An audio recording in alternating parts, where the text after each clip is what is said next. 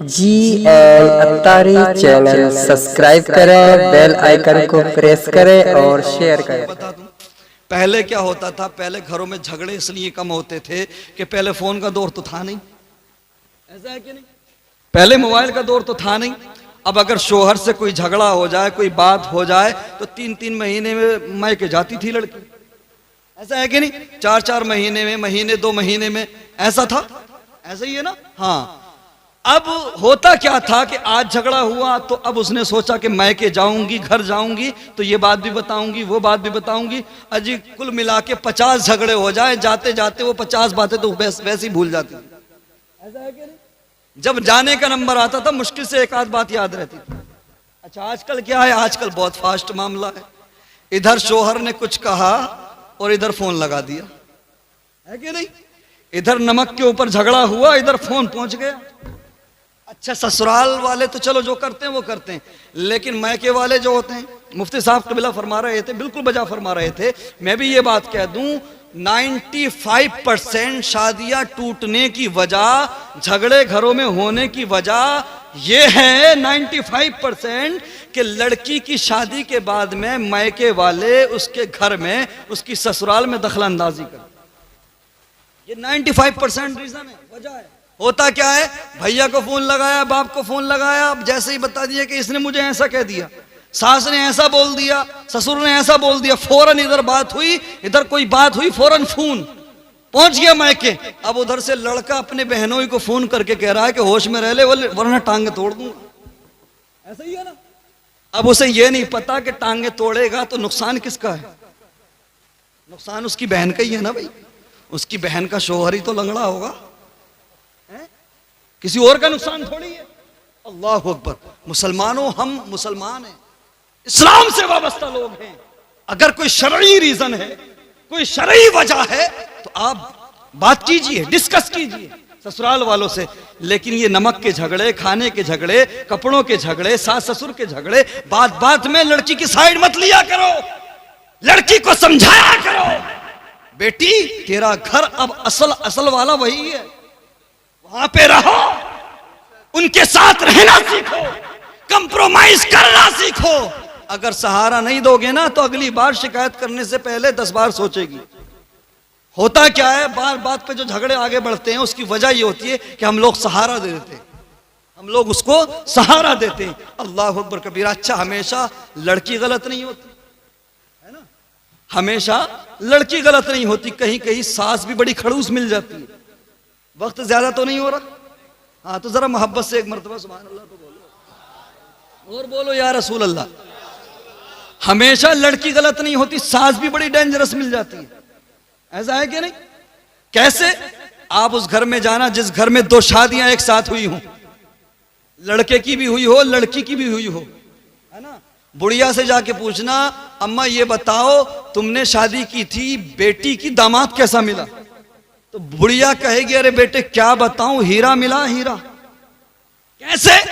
अरे जब से मेरी बेटी उसके घर में गई है, रात दिन शॉपिंग कराता है, रात दिन मॉल लेके जाता है, अच्छी अच्छी ड्रेसेस दिलवाता है, यहां तक कि चाय भी अपने हाथ से बना के पिलाता है मेरी बेटी को। अगला सवाल कर लेना कि लड़के की भी की थी, बहू कैसी मिली है? अरे बेटे क्या बताऊं, किस्मत ही फूट गई, हमारा तो नसीब ही खराब निकला। जब से आई है घर पे हुकूमत जमा ली है, इतनी बड़ी चुड़ैल है कि यहां तक के चाय भी मेरे लड़के से बना के पीती है, मेरे लड़के से बनवा के पीती है। ऐसा है कि नहीं? अच्छा, दामाद ने बेटी के लिए चाय बनाई तो बुढ़िया को खुशी हुई है? ऐसा है कि नहीं? और अगर बेटे ने बहू के लिए चाय बना दी तो तकलीफ हो गई। काश बहू को बहू ना समझती, बेटी समझ लेती तो झगड़े खत्म। और बहू सास को सास ना समझे, मां समझ ले तो झगड़े खत्म। मुझे बताओ कि आज तक कोई लड़की अपनी मां से अलग हुई है? चाहे मां जितना मार दे, कुछ भी कह दे, लेकिन कोई लड़की मां से अलग होती है? नहीं ना, क्योंकि वो जानती है कि मेरी मां है।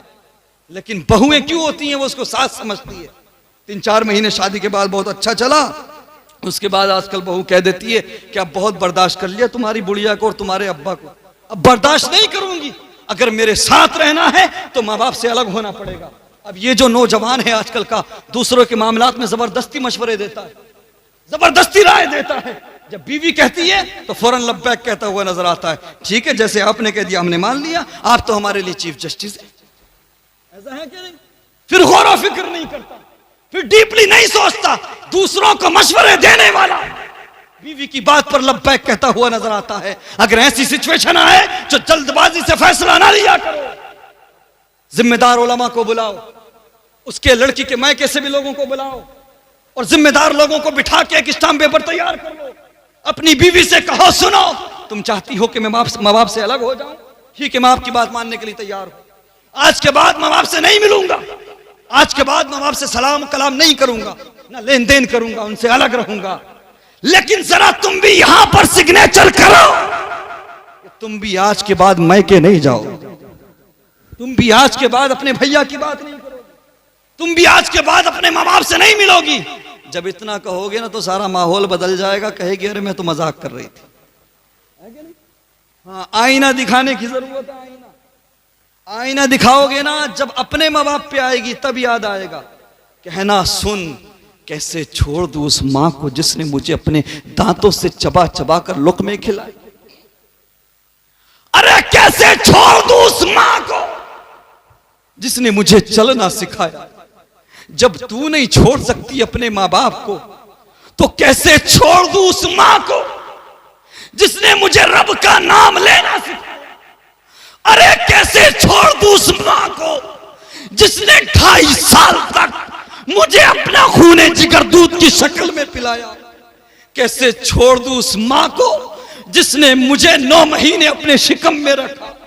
कैसे छोड़ दूं उस मां को जिसने मेरे लिए दर्द ज़ह बर्दाश्त किया।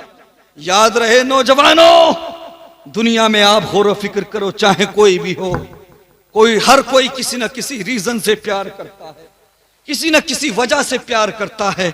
कोई इसलिए प्यार करता है कि तुम्हारा अंदाज़े तकल्लुम अच्छा है, कोई इसलिए प्यार करता है कि तुम्हारा लाइफ स्टाइल अच्छा है, कोई इसलिए मोहब्बत करता है कि तुम्हारा लिबास अच्छा है, तुम्हारे पास कार है, बंगला है, कोई इसलिए तुमने बात करता है, तुमसे मोहब्बत करता है कि तुम्हारे पास बैंक बैलेंस है। लेकिन प्यारे रब ने माँ को वो दिल दिया है, बिना किसी लालच के, बिना किसी मतलब के अपने बेटे से मोहब्बत करती है।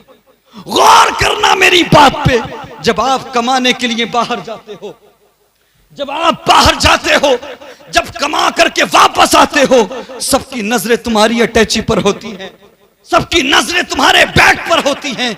कितना कमा के लाया है, कितना पैसा लाया है, लेकिन प्यारे माँ की नजरें तेरे बैग पर नहीं, तेरी अटैची पर नहीं होती, बल्कि तेरे चेहरे पर होती है। तेरी माँ कहती है मेरे लाल तू इतना कमजोर कैसे हो गया।